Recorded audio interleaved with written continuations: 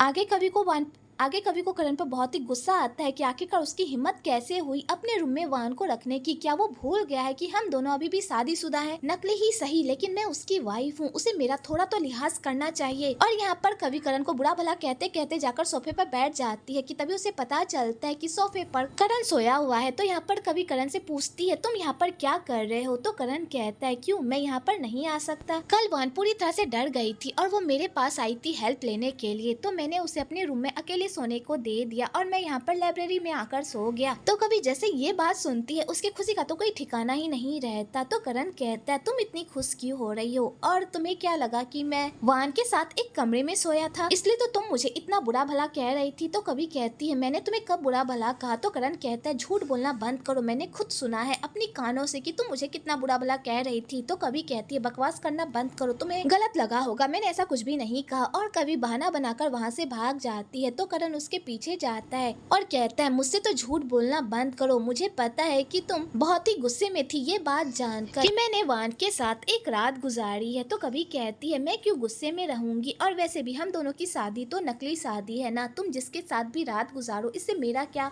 जाता है? तो करण कहता है, झूठ बोलना बंद करो कभी, मुझे पता है तुम्हें जलन हो रही थी इस बात को जानकर, इसलिए अब मेरे सामने तो झूठ बोलना बंद करो। तो कभी कहती है, ठीक है, हाँ मुझे बुरा लग रहा था, क्योंकि भले ही हम दोनों की शादी नकली हो लेकिन पूरे गांव वालों के सामने मैं तुम्हारी वाइफ हूँ। अगर इस बारे में किसी को कुछ पता चल जाता तो तुम्हें पता है वो लोग मेरा किस तरह मजाक उड़ाते। तो करण ये बात सुनकर हंसने लगता है। तो कभी कहती है, तुम्हारा दिमाग तो खराब नहीं हो गया जो तुम हंस रहे हो? तो करण कहता है, तुम मान क्यों नहीं लेती कि तुम्हें जलन हो रही थी वान को लेकर? तो बेचारी कवि के पास इस बात का कोई जवाब नहीं होता और यहाँ पर करण कवि के साथ फ्लर्ट करने का एक मौका भी नहीं छोड़ता, जिससे बेचारी कवि पूरी तरह से नर्वस हो जाती है और करण को कहती है, मुझे बहुत सारे काम है करने के लिए, मैं जा रही हूँ। और कवि ये कहकर वहाँ से चली जाती है और करण ये सब देखकर बहुत ही खुश हो रहा होता है, क्योंकि करण को भी लगने लगा होता है कि कवि उसे पसंद करने लगी है। और ये बात जानकर तो उसे बहुत ही खुशी होती है। इधर वान भी उन दोनों की सारी बातें सुन लेती है और वान को पता चल जाता है कि उन दोनों की शादी नहीं हुई है, बल्कि वो दोनों हस्बैंड वाइफ होने की एक्टिंग कर रहे हैं। ये बात जानकर तो वान की खुशी का कोई ठिकाना ही नहीं रहता, क्योंकि अब भी उसके पास एक मौका होता है करण को अपना बनाने का और इस पूरे गाँव की लेडी बॉस बनने का, इसलिए वो इस मौके को अपने हाथ से जाने नहीं देती और सारे गांव वालों के सामने ऐसा प्रिटेंड करती है जैसे वो करण की वाइफ हो और इस गांव की अगली बॉस। इसलिए वो सारे मजदूरों के लिए खाना लेकर जाती है, पर कोई भी मजदूर उससे अच्छी तरह से बात नहीं करता और ना ही उसका लाया हुआ खाना खाता है, क्योंकि सारे मजदूरों को पता होता है कि वह किस टाइप की लड़की है और वो अपने मतलब के अलावा किसी का भी भला नहीं सोच सकती। तो वो लोग बिना खाना खाए वहाँ से चले जाते हैं, जिस वजह से वाहन को बहुत ही गुस्सा आता है। दूसरी तरफ कुछ मजदूर पहाड़ी से नीचे गिर जाते हैं, जिस वजह से उन्हें काफी चोट आ जाती है। जब ये बात वान को पता चलती है तो यहाँ पर वो करण की नजरों में हीरोइन बनने के लिए अपने गांव से कुछ मजदूरों को लेकर जाती है उन लोगों को रेस्क्यू करने के लिए। और यहाँ पर वान उन लोगों को नीचे जाने को कहती है ताकि वो लोग उस बंदे को बचा सके, पर वो लोग नीचे नहीं जाना चाहते क्योंकि नीचे बहुत ही गहराई होती है और बिना किसी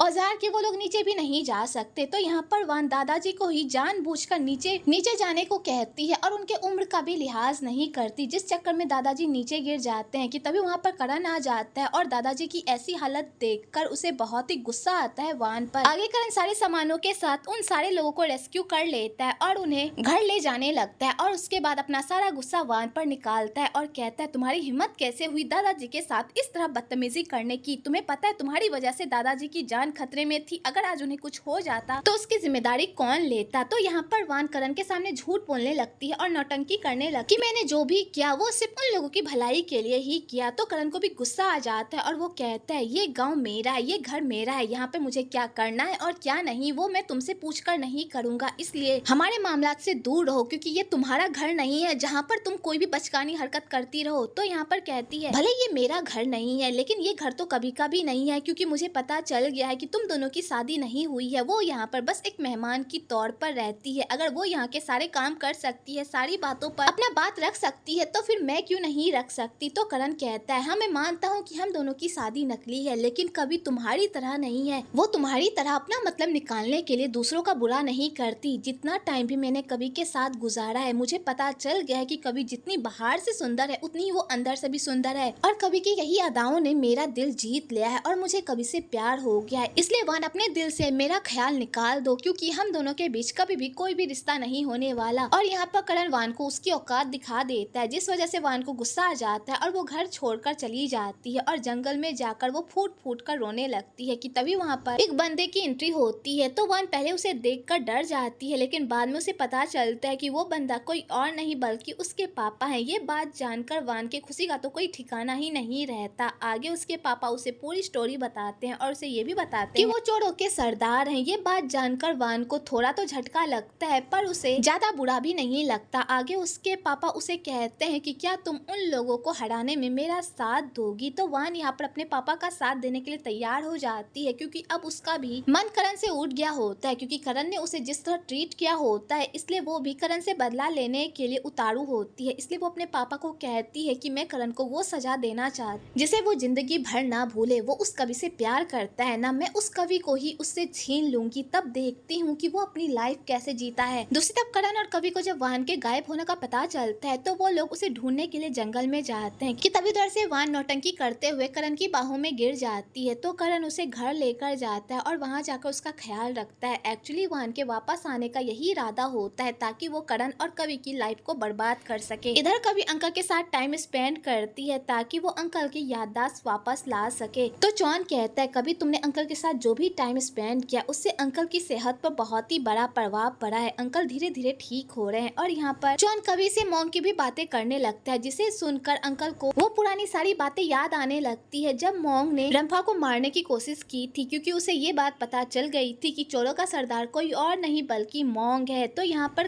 अंकल ने रंफा की बहुत ही हेल्प की थी, क्योंकि अंकल रंफा से बहुत ही प्यार करते थे। तो अंकल ने रंफा को मॉन्ग से बचाने की बहुत कोशिश की, लेकिन मॉन्ग ने अंकल के सामने ही रंफा को जान से मार डाला था और अंकल को भी पूरी तरह से घायल कर दिया था। और उसके बाद रंफा की बॉडी को लेकर वहाँ से गायब हो गए थे और अंकल ये सब देखकर पूरी तरह से पागल हो गए थे। जब अंकल को ये सारी बातें याद आती है, तो वो यहाँ पर चौन को मॉन्ग समझ लेते हैं और कवि को चौन से बचाने की कोशिश करते हैं। तो यहाँ पर चौन अपने अंकल को समझाता है कि अंकल मैं आपका भतीजा हूँ, आप मुझे क्या समझ रहे हैं, प्लीज मुझे बताइए। पर यहाँ पर अंकल किसी को कोई बात नहीं बताते, उल्टा कहते हैं मेरी रंफा से दूर हो जाओ वरना मैं तुम्हें जान से मार डालूंगा। और यहाँ पर अंकल अपने ही भतीजे को मारने लगते हैं। तो यहाँ पर चौन अपने अंकल को होश में लाता है। तो उसके अंकल जब चौन को देखते हैं तो वो पूरी तरह से घबरा जाते हैं और पैनिक करने लगते हैं, पर यहाँ पर वो किसी को भी पूरी सच्चाई नहीं बताते। इधर कवि चौन को कहती है तुम्हारे अंकल जब भी मॉन्ग का नाम सुनते हैं वो पूरी तरह से घबरा जाते हैं, कहीं उस हादसे में मॉन्ग का तो हाथ नहीं। तो चौन जब ये सारी बातें सुनता है वो पूरी तरह से शॉक्ड हो जाता है। और यहाँ पर चौन और कवि अंकल के मेडिसिन का भी पता लगाते हैं, जिससे उन्हें पता चलता है कि मॉन्ग अंकल को गलत मेडिसिन दे रहा था, जिस वजह से अंकल पागलों की तरह कर रहे थे और उन लोगों को समझ भी नहीं आ रहा था। तो चौन जब ये सारी बातें सुनता है वो पूरी तरह से पागल हो जाता है। इधर अंकल को रंफा की फिर से याद आने लगती है, जिस वजह से वो फिर से जंगल में चले जाते हैं और वहाँ जाकर रंफा को याद करके पागलों की तरह रो रहे होते हैं कि तभी वहाँ पर चौन और कवि भी आ जाते हैं और अंकल से पूछते हैं कि आखिरकार क्या बात है, वो इतना रो क्यों रहे हैं। तो अंकल बस उसी साइड इशारा करते हैं और रंफा को याद करके खूब रोते हैं। तो उन्हें लगता है कि शायद रंफा की बॉडी को वहीं पर गाड़ा गया है। तो वो लोग वहाँ पर खुदाई करवाने लगते हैं। आगे करण को जब इस बारे में पता चलता है तो वो वहाँ पर खुद ही खुदाई करने लगता है, पर वहाँ पर उसे कुछ भी नहीं मिलता, ना ही अपनी बहन की लाश और ना ही कुछ और, जिस वजह से वो फिर से मायूस हो जाता है। तो यहाँ पर चौन कहता है भाई अगर तुम्हारी बहन की लाश यहाँ नहीं मिली तो हम फिर से ढूंढेंगे, तुम हार मत मानो, तुम्हारी बहन जरूर मिल जाएगी। पर करण को किसी की भी बातें अच्छी नहीं लग रही होती, तो वो सीधा अंकल के पास जाता है और उनसे पूछने लगता है कि आखिरकार मेरी बहन कहाँ पर है, मुझे बताइए। और यहाँ पर करण अंकल से रूडली बात करने लगता है। तो चौन यहाँ पर करण को समझाता है कि अंकल की हालत ठीक नहीं है, वो तुम्हें कुछ भी नहीं बता पाएंगे, तुम उनकी हालत तो देखो, अगर वो बताने लायक होते तो वो कब का हमें बता चुके होते। पर करण यहाँ पर इतने गुस्से में होता है कि वो किसी की भी बात नहीं सुनता, उल्टा चौन को कहता है कि तुम्हारे अंकल नौटंकी कर रहे हैं, वो जानबूझकर मुझे अपनी बहन से नहीं मिलवा रहे। तो कभी कभी गुस्सा आ जाता है और वो करण को कहती है करण तुम्हारा दिमाग खराब हो गया, तुम क्या बातें कर रहे, तुम्हें दिखाई नहीं दे रहा कि अंकल की कैसी हालत हो गई है। तो करण कभी को कहता है तुम मेरी साइड लेने के बजाय इसकी साइड ले रही हो। तो कभी कहती है तुम्हें दिखाई नहीं दे रहा कि तुम किस तरह अंकल से बिहेव कर रहे हो, अगर तुम इस तरह बिहेव करोगे तो तुम्हारी साइड में कैसे लूं। तो करण को भी कभी की बातें सुनकर गुस्सा आ जाता है और वो गुस्से से वहाँ से जाने लगता है। तो यहाँ पर कवि फिर से करण के पास जाती है और करण को समझाती है कि करण बच्चों वाली हरकत करना बंद करो, अगर अंकल की तबीयत ठीक होती तो वो तुम्हें खुद बता देते। तो यहाँ पर करण कहता है तुम बड़ा ही इन लोगों की साइड ले रही हो, अगर तुम्हें इन लोगों से इतना ही प्यार है तो तुम मेरे साथ रहने के बजाय इन लोगों के साथ क्यों नहीं रहती। तो कभी कहती है तुम्हारा दिमाग खराब हो गया है करण, इसलिए तुम्हें समझ नहीं आ रहा कि तुम गुस्से में क्या बके जा रहे हो। तो करण कहता है मेरा दिमाग खराब नहीं बल्कि मेरा दिमाग तो अब होश में आया है, अगर तुम्हें इन लोगों की इतनी फिक्र है तो इन लोगों के साथ रहो और जाने से पहले बस मुझे बता देना कि तुम जा रही हो। और करण ये कहकर वहाँ से चला जाता है और कभी कभी करण की ऐसी बातें सुनकर बहुत ही गुस्सा आता है। आगे करण घर जाता है और अपनी बहन को याद करके फूट फूट कर रोता है। इधर कभी सैंग से मिलने के लिए जाती है और उससे करण के बारे में जानकारी लेने की कोशिश करती है। तो यहाँ पर सैंग कभी को बताता है कि करण की माँ बचपन में ही गुजर गई थी और करण की बहन रंफा ने करण को अपने बेटे की तरह पाल पोस कर बड़ा किया था, लेकिन जब उसकी मौत हो गई थी तो उसके बाद वो पूरी तरह से टूट गया था और उन्होंने खुद को बड़ी ही मुश्किलों से संभाला था। तो कभी कहती है और करण के पापा। तो सैंग बताता है कि मुझे उस बारे में ज्यादा कुछ नहीं पता, बस मुझे इतना पता है घर छोड़ने की वजह भी यही थी कि उसके पापा से नहीं बनती थी, इसलिए अंकल इस गाँव में आए और उन्होंने अपने दम पर इस गाँव को बनाया। तो कभी जब ये सारी बातें सुनती है तो उसे करण के लिए बहुत ही बुरा लगता है और वो करण के पास जाती है उसे सहारा देने के लिए, पर करण गुस्से से वहाँ से जाने लगता है। तो कभी कहती है करण अपने अंदर इतनी भी कड़वाहट मत रखो जिससे तुम्हारा जीना मुश्किल हो जाए, अगर तुम्हारे दिल में कोई भी बात है तो तुम मुझसे कह सकते हो, अगर तुम रोना चाहते हो तो खुलकर रो लो ताकि तुम्हारा दिल हल्का हो सके। तो करण यहाँ पर कवि के कहने पर खूब रोता है। दूसरी तरफ मोंग अपने पूरे ग्रुप के सामने अपनी बेटी को चोरों की सरदारनी बना देता है और सबको ये बताता है कि मेरे बाद मेरी बेटी ही इस ग्रुप को संभालेगी। अगली सुबह करण और कवि के बीच सब कुछ नॉर्मल हो जाता है। तो यहाँ पर कवि करण को उसके पापा के करीब लाने की कोशिश करती है और उसके दिमाग में ये भरने की कोशिश करती है कि लाइफ में पापा का होना कितना मायने रखता है। तो यहाँ पर करण कवि को बताता है कि मेरे और पापा की बिल्कुल भी एक दूसरे से नहीं बनती, हम दोनों जब भी एक दूसरे से बातें करते हैं तो हम दोनों की लड़ाई ही होती रहती है, क्योंकि वो मुझे ऐसे काम करने को कहते हैं जो मैं नहीं करना चाहता, जिस वजह से मैं उनकी नाफरमानी करता हूँ और उन्हें अच्छा नहीं लगता, क्योंकि उन्हें एक ऐसा बेटा चाहिए जो उनकी सारी बातों में हाँ जी कहता रहे, जो मैं नहीं करता, जिस वजह से हम दोनों की नहीं बनती। तो कभी यहाँ पर करण को समझाती है कि भले ही तुम दोनों के बीच जितने भी मनमुटाव हो, लेकिन तुम्हारे पापा तुमसे बहुत ही प्यार करते होंगे। आगे इन दोनों की बातें इतनी गहरी हो जाती है कि करण को एहसास हो जाता है कि उसे कवि से प्यार हो गया, इसलिए वो कवि को अपने दिल की बात बताने ही वाला होता है कि तभी वहाँ पर सैंग टपक पड़ता है ये कहकर कि आज हमें सारे गाँव वालों को उनका सैलरी देना है और वो लोग उसका इंतजार कर रहे हैं। तो करण कहता है ठीक है मैं आ रहा हूँ, और यहाँ पर करण कवि को कहता है मैं उन लोगों को उनका वेतन देकर आता हूँ, तब तक तुम यहीं पर रहना, मुझे तुमसे कुछ बात करनी है। और करण उन लोगों को सैलरी देने के लिए चला जाता है। इधर वान इसी मौके का फायदा उठाकर कवि को ये झूठ बोलती है कि उसे रंफा की लाश मिल गई है। तो कवि ये बात सुनकर खुश हो जाती है और वो कहती है मैं इस बारे में करण को बताकर आती हूँ। तो वान यहाँ पर फिर से अपनी चालाकी लगाती है और वो कवि को कहती है अभी हम कंफर्म नहीं है, अगर हमने फिर से इस बारे में करण को बता दी और वो लाश रंफा की नहीं हुई तो करण फिर से मायूस हो जाएगा, जो मैं नहीं चाहती और तुम भी नहीं ही चाहती होगी, इसलिए पहले हमें कंफर्म कर लेना चाहिए। और यहाँ पर वो दोनों जंगल की तरफ निकल जाते हैं, पर रास्ते में वान तबियत खराब होने की एक्टिंग करने लगती है। तो कभी कहती है तुम्हारी तबियत ठीक नहीं है, तुम घर जाकर आराम करो, मैं खुद ही देख लूंगी। और कभी वहाँ से चली जाती और वान ये सारा कारनामा करके बहुत ही खुश होती है। दूसरी तरफ अंकल को फिर से रंफा की याद आने लगती है और उन्हें फिर से रंफा को लेकर दौरे पड़ने लगते हैं और उन्हें लगता है कि रंफा की जान खतरे में है, इसलिए वो जंगल की तरफ भाग जाते हैं। तो चौन भी उनके पीछे भाग जाता है। इधर कभी उस जगह पर पहुंचती है तो उसे पता चलता है कि ये सब उसके लिए एक जाल थी और वहाँ पर खेम उसका इंतजार कर रहा है उसे मारने के लिए। तो कभी यहाँ से भागने की बहुत कोशिश करती है पर खेम उसे भागने नहीं देता, उल्टा उसे जिंदा जमीन में गाड़ने की प्लानिंग करने लगता है। दूसरी तरफ करण हर जगह कवि को ढूंढ रहा होता है पर उसे कहीं भी कवि नहीं मिलती कि तभी उसे एक मजदूर आकर उसे बताता है कि उसने कवि को वान के साथ जंगल की तरफ जाते हुए देखा था। तो